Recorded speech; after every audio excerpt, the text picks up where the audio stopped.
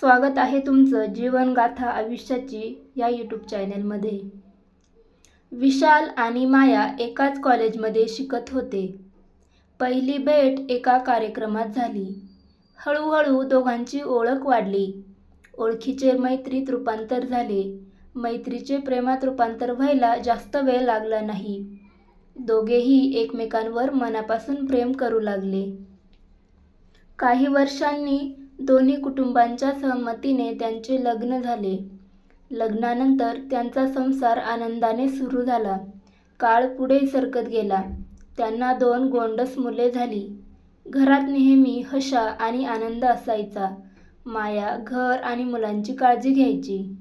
विशाल नोकरीत मेहनत करत होता। दोघे मिळून मुलांची स्वप्ने पूर्ण करत होते। सगळे काही अगदी छान चालले होते। लोक त्यांच्या संसाराचे कौतुक करायचे। मायाला वाटायचे की हे सुख कायम राहील, पण नियतीने काही वेगळेच ठरवले होते। एक दिवस विशालच्या ऑफिसमध्ये नवीन कर्मचारी आली।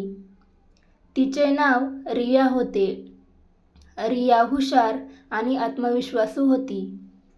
कामाच्या निमित्ताने विशाल आणि रिया यांची वारंवार भेट होऊ लागली। सुरुवातीला ती फक्त ऑफिसमधील मैत्री होती, पण हळूहळू काहीतरी बदलू लागले। विशाल घरी उशिरा येऊ लागला। माया विचारायची, पण तो कामाचे कारण सांगायचा। मायाच्या मनात शंकेची एक छोटी ठिणगी पडली। तिला अजून काहीच माहीत नव्हते, पण तिच्या सुखी संसारावर एक वादळ हळूहळू येत होते।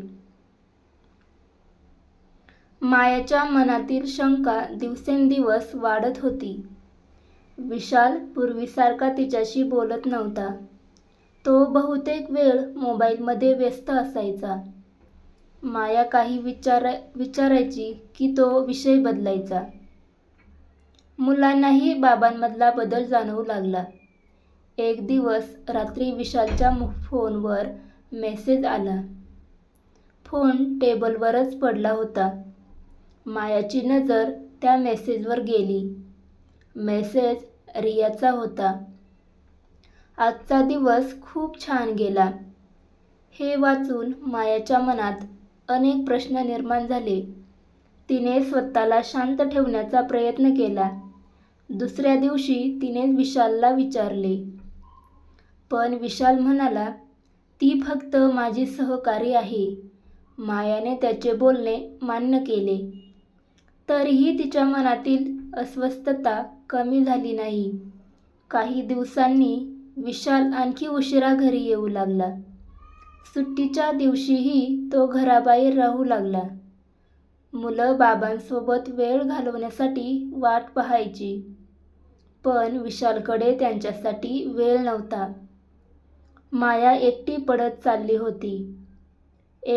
एका संध्याकाळी माया बाजारात गेली होती। तेथे तिने विशालला पाहिले। त्याच्यासोबत रिया होती। दोघे हसत होते, बोलत होते। हे पाहून मायाच्या पायाखालची जमीन सरकली। तिने त्यांना काहीही न सांगता तिथून निघून जाणे पसंत केले।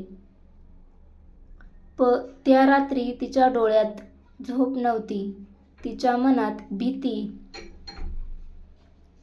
तिला सत्य जाणून घ्यायचे होते, पण ते सत्य तिचे आयुष्य बदलून टाकणार होते। नेक्स्ट